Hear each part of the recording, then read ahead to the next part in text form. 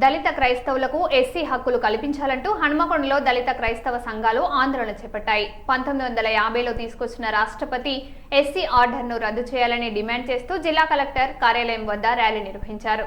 అనంతరం డిఆర్ఓ అధికారికి వినతి పత్రం అందజేశారు. మతం మారినప్పటికీ దళితుల సామాజిక ఆర్థిక వెనుకబాటుతనం మారదని, అందువల్ల క్రైస్తవ దళితులకు కూడా ఎస్సీ హక్కులు కల్పించాలని దళిత క్రైస్తవ హక్కుల పరిరక్షణ సమితి వ్యవస్థాపకులు బిషప్ డాక్టర్ జన్ను ఇర్మియా కేంద్ర ప్రభుత్వాన్ని కోరారు.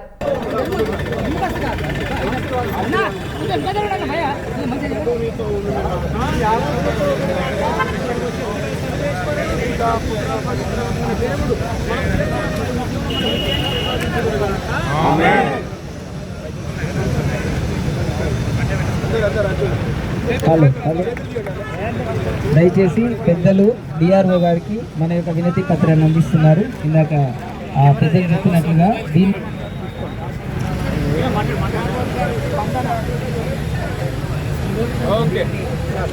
ఆధ్వర్యంలో అలాగే క్రైస్తవ రక్షణ సమితి ఆధ్వర్యంలో ఏర్పాటు చేసిన క్రైస్తవ ర్యాలీకి మరి విచ్చేసిన క్రైస్తవ సోదరులందరికీ పేరు పేరున నా శుభాభివందనాలు తెలియజేస్తున్నా. మరి 1950లో మరి సవరణతోని మరి ఈరోజు ఆ క్రైస్తవుల మీద ఒక పెద్ద దాడి జరుగుతుంది.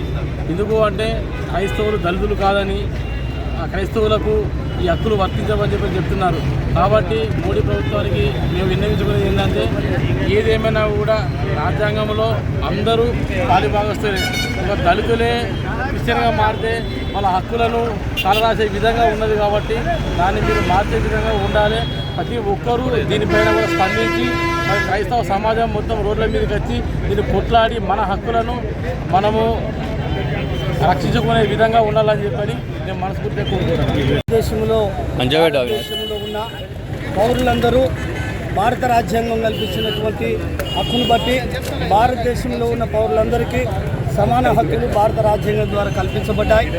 భారత రాజ్యాంగం రాయబడినటువంటి మరి ఆ భారత రాజ్యాంగం కల్పించినటువంటి మరి ఆర్టికల్స్ 23 నుండి 28 వరకు మత స్వేచ్ఛ కల్పించబడి ఉన్నది.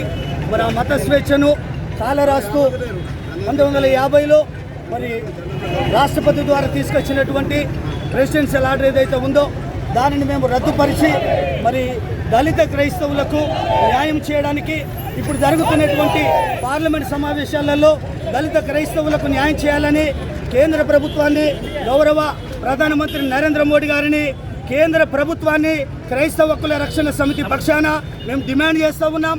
ఈరోజు దేశవ్యాప్తంగా కూడా భారతదేశంలో ఉన్న దళితులు పడుతున్నటువంటి గోస, దళితులు పడుతున్నటువంటి మరి బాధ కేంద్ర ప్రభుత్వము, ఆయా రాష్ట్ర ప్రభుత్వాలు గుర్తించాలని చెప్పి కూడా నేను తెలియజేస్తూ ఉన్నాను. ఈరోజు మరి భారతదేశంలో అన్ని వర్గాలకు ఒక న్యాయం, కేవలం దళితులకు మాత్రమే ఒక న్యాయం అన్నట్టుగా వ్యవహరిస్తున్న తీరు ఈ భారతదేశంలో ఉంది.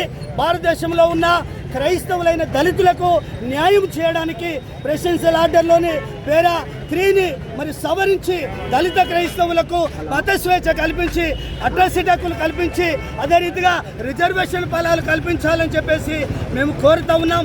భారతదేశ క్రైస్తవులుగా ఈ డిమాండ్ చేస్తూ ఉన్నాం. క్రైస్తవ హక్కుల రక్షణ సమితి తరఫున మేము మరి 12వ తారీఖున మరి జంతర్ మంతర్ దగ్గర జరగబోయే గర్జన మహాసభకు కూడా మేము వేలాదిగా 29 రాష్ట్రాలుగా ఉమ్మడిగా ఇదే రోజు కదిలి మరి 12వ తారీఖు జరిగే ఆ యొక్క కార్యక్రమాన్ని కూడా మేము వెళుతూ ఉన్నాం. ఈరోజు వరంగల్ జిల్లాలో ఉన్న ట్రైసిటీ క్రిస్టియన్ ఫెలోషిప్, ఉమ్మడి Christian churches federation, all denominations, అన్ని సంఘాలు, అన్ని ఫెలోషిప్లు, క్రైస్తవ హక్కుల రక్షణ సమితి అందరి సమక్షంలో సంయుక్తంగా ఏర్పాటు చేయబడినటువంటి ఈ మహార్యాలీ ద్వారా మేము మా గౌరవ ముఖ్యమంత్రి గారు మరి రేవంత్ రెడ్డి గారికి కూడా మేము విన్నవిస్తూ ఉన్నాం.